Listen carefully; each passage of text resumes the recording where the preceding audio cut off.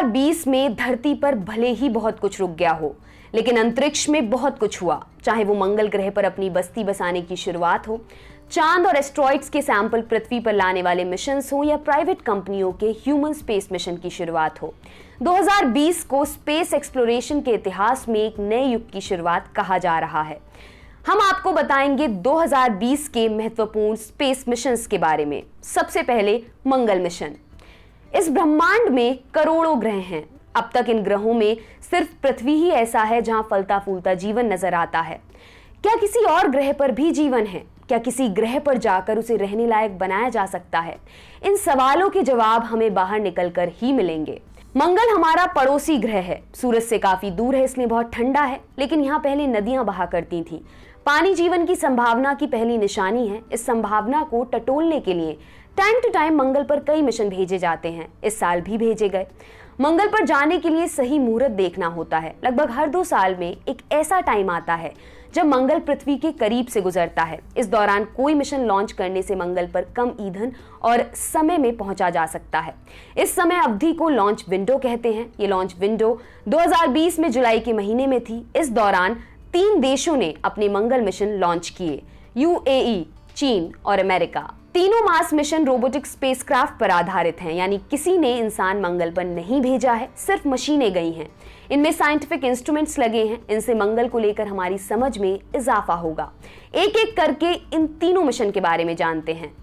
सबसे पहले 19 जुलाई को संयुक्त अरब अमीरात यानी कि यूएई ने अपना मिशन होप लॉन्च किया। ये न सिर्फ यूएई का बल्कि पूरे अरब देशों से जाने वाला पहला मंगल मिशन है। ये एक ऑर्बिटर मिशन है, यानी ये मंगल ग्रह की परिक्रमा करेगा और वहां के वातावरण से जुड़ी जानकारी इकट्ठी करेगा। इस मिशन का मुख्य उद्देश्य है मार्स के एटमॉस्फेयर को स्टडी करना। इस मिशन से वैज्ञानिकों को ये समझने में मदद मिलेगी कि मंगल का वायुमंडल अंतरिक्ष में क्यों बहे जा रहा है। 23 जुलाई को चीन ने अपना मार्स मिशन तियानवेन-1 लॉन्च किया। इससे पहले चीन ने 2011 में रूस की मदद से मंगल पर अपना एक स्पेसक्राफ्ट भेजने की कोशिश की थी, लेकिन वो मिशन फेल हो गया। इस बार चीन ने अपने दमखम पर स्पेसक्राफ्ट भेजा है। इसे बहुत ही साहस भरा मिशन कहा जा रहा है, क्योंकि चीन पहले मिशन में ही मंगल पर ऑर्बिटर, लैंडर और रोवर तैनात करने निकल गया है। अगर ये मिशन सक्सेसफुल होता है तो चीन ऐसा करने वाला पहला देश होगा। आखिर में 30 जुलाई को अमेरिका ने अपना मिशन परसिवरेंस लॉन्च किया। अब तक मंगल की सतह पर रोवर चलाने का काम सिर्फ अमेरिकी स्पेस एजेंसी नासा ने ही किया है। परसिवरेंस नासा का अगला रोवर है। ये रोवर मंगल की सतह पर घूमेगा और वहां से जुड़ी जानकारी पृथ्वी पर भेजेगा। इस रोवर के साथ नासा मंगल पर 2 कमाल के एक्सपेरिमेंट करने जा रही है। पहली बार मंगल के वातावरण में मौजूद गैसों से वहां ऑक्सीजन बनाने का काम किया जाएगा। इसके अलावा मंगल पर हेलीकॉप्टर उड़ाकर भी देखा जाएगा। नासा ने इस मिशन में जो हेलीकॉप्टर साथ भेजा है उसका नाम है इंजेन्यूटी। ये तीनों मंगल मिशन आगे के ह्यूमन मिशंस के लिए जमीन तैयार करेंगे। नासा को ऐसी उम्मीद है कि इस दशक के अंत तक मंगल पर इंसान कदम रखेंगे। इससे पहले तैयारी करना बेहद जरूरी है। अब जानते हैं स्पेस में प्राइवेट एंट्री के बारे में। ह्यूमन स्पेस फ्लाइट यानी किसी मनुष्य का अंतरिक्ष में जाना। अब तक ये काम सिर्फ सरकारी स्पेस एजेंसीज ही करती आई हैं, लेकिन इस साल ये सच बदल गया। एलॉन मस्क की कंपनी स्पेस एक्स नासा के साथ पार्टनरशिप में है। 30 मई को स्पेस एक्स का क्रू ड्रैगन स्पेसक्राफ्ट नासा के 2 एस्ट्रोनॉट्स को लेकर अंतरिक्ष में गया। इस मिशन का नाम है क्रू ड्रैगन डेमो 2। ये एक डेमोन्स्ट्रेशन मिशन था। इसमें स्पेस एक्स को ये साबित करना था कि वो सफलतापूर्वक एस्ट्रोनॉट्स को अंतरिक्ष में ले जा सकती है। स्पेस एक्स का अंतरिक्षयान नासा के एस्ट्रोनॉट्स को आईएसएस यानी इंटरनेशनल स्पेस स्टेशन लेकर गया और उन्हें वहां से सफलतापूर्वक वापस भी लाया। ये पहला मिशन था जब कोई प्राइवेट कंपनी एस्ट्रोनॉट्स को अंतरिक्ष में लेकर गई हो। 2011 में नासा ने लोगों को अंतरिक्ष में भेजना बंद कर दिया था। इसके बाद अमेरिका अंतरिक्ष में एस्ट्रोनॉट्स को भेजने के लिए रूस पर निर्भर हो गया। उन्हें रूस से अपनी निर्भरता खत्म करनी थी और बेहतर पार्टनर तलाशने थे।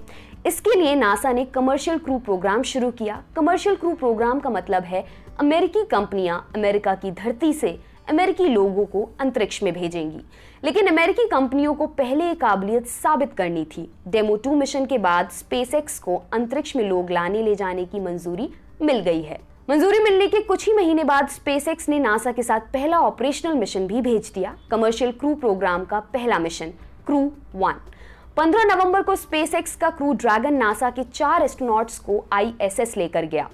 यहां से एक प्राइवेट कंपनी ने ह्यूमन स्पेस मिशन में एंट्री मार दी। अब हम स्पेस एक्सप्लोरेशन का बदलता हुआ स्वरूप देखेंगे। एस्ट्रॉइड के टुकड़े। अंतरिक्ष में कुछ बड़ी बड़ी चट्टानें होती हैं, इन्हें एस्ट्रॉइड कहा जाता है। अंतरिक्ष में घूम रही चट्टानें जो ग्रहों की तुलना में बहुत छोटी हैं। कुछ एस्ट्रॉइड्स में अच्छी खासी मात्रा में सोना, चांदी और प्लैटिनम जैसी धातुएं हैं। इन एस्ट्रॉइड से माइनिंग करके ये धातु निकाली जा सकती हैं। कई एस्ट्रॉइड बहुत पुराने हैं, हमारे सौर मंडल से भी पुराने। इन एस्ट्रॉइड को स्टडी करने पर हमें जीवन की उत्पत्ति से जुड़े सुराग भी मिल सकते हैं, लेकिन इन्हें ढंग से स्टडी करने के लिए वैज्ञानिकों को इनके सैंपल्स चाहिए होंगे। इस साल एस्ट्रॉइड सैंपल से जुड़े 2 स्पेस मिशंस चर्चा में रहे। नासा का ओसिरिस रेक्स। 2020 में नासा ने एक एस्ट्रॉइड के टुकड़े इकट्ठे किए। सितंबर 2016 में नासा ने ओसिरिस रेक्स नामक मिशन लॉन्च किया था। इस स्पेसक्राफ्ट को एस्ट्रॉइड बेनू के पास भेजा गया था। मिशन का सबसे अहम उद्देश्य है एस्ट्रॉइड बेनू को स्टडी करना और इसके सैंपल पृथ्वी पर भेजना। दिसंबर 2018 में ये स्पेसक्राफ्ट एस्ट्रॉइड के पास पहुंच गया। तब से एस्ट्रॉइड बेनू के चक्कर काट रहा है। 21 अक्टूबर 2020 को इस स्पेसक्राफ्ट ने एस्ट्रॉइड से सैंपल्स इकट्ठे किए। जब ये सैंपल्स इकट्ठे किए गए तब पृथ्वी से इसकी दूरी लगभग 32 करोड़ किलोमीटर थी। अब इन सैंपल्स को पृथ्वी पर वापस लाया जाएगा। ये सैंपल कैप्सूल 2023 में पृथ्वी पर पहुंचेगा। जापान का हायाबुसा 2।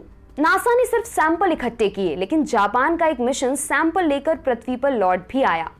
जापान की स्पेस एजेंसी का नाम है JAXA, Japan aerospace exploration agency. JAXA ने 3 दिसंबर 2014 को हायाबुसा 2 मिशन लॉन्च किया। इसे भी एक एस्ट्रॉइड के सैंपल लेने भेजा गया था। एस्ट्रॉइड का नाम है रयुगु। इस साल ये एस्ट्रॉइड रयुगु से सैंपल लेकर लौट आया है।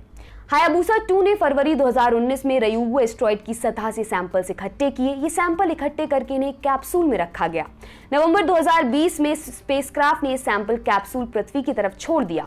6 दिसंबर को ये कैप्सूल ऑस्ट्रेलिया में आकर गिरा। जाक्सा ने इन्हें सही सलामत बरामद कर लिया है।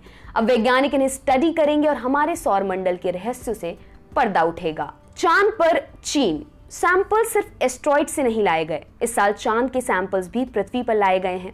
पिछली बार चांद के टुकड़े 70 के दशक में लाए गए थे, जब अमेरिका और रूस के बीच स्पेस रेस लगी हुई थी। इस बार चीन चांद से सैंपल्स लेकर आया है। चीन के इस मिशन का नाम है चंगए-5। चीन की स्पेस एजेंसी CNSA ने 23 नवंबर 2020 को चंगए-5 मिशन लॉन्च किया। 1 दिसंबर को ये स्पेसक्राफ्ट चांद पर पहुंच गया। इसने वहां से सैंपल्स इकट्ठे किए और वापस पृथ्वी की तरफ निकल पड़ा। 16 दिसंबर को चांद के सैंपल्स पृथ्वी पर पहुंच गए। 1 महीने के अंदर चाइना चांद से टुकड़े लेकर आ गया। चंगए-5 इस साल का आखिरी बड़ा स्पेस मिशन था। अब इस दशक में हम चांद पर दोबारा मनुष्य को पैर रखते देखेंगे। हो सकता है इस दशक के अंत तक कोई मनुष्य मंगल पर भी चला जाए। इस दशक में एक नई स्पेस रेस देखने को मिलेगी। इस रेस में अब सिर्फ रूस और अमेरिका नहीं है, दूसरे देश भी शामिल हैं और स्पेस रेस में प्राइवेट कंपनियों के आने से माहौल अलग ही होगा। आपके लिए खबर लिखी है हमारे साथी आयुष ने। मेरा नाम है दिव्यांशी। देखते रहिए ती लल्लन टॉप। शुक्रिया।